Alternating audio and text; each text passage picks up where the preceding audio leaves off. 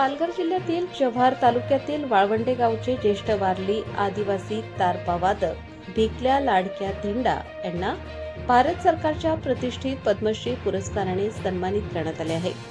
वयाच्या 92व्या वर्षीही त्यांनी वारली आदिवासी संस्कृती, लोककला आणि पारंपरिक तारपा वादनाचा वारसा जपण्यासाठी केलेले कार्य उल्लेखनीय ठरले आहे.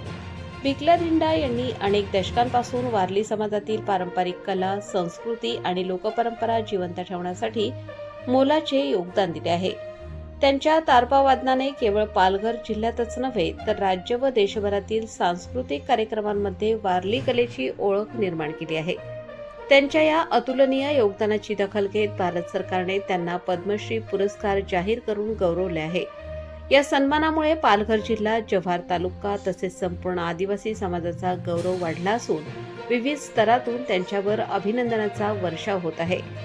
भिकल्या लाडक्या धिंडा यांचा हा सन्मान वारली संस्कृती, लोककला आणि आदिवासी परंपरांच्या संवर्धनासाठी कार्य करणाऱ्या अनेक कलाकारांसाठी प्रेरणादायी ठरणार आहे. प्रतिनिधी मनोज वारघडे, मोखाडा.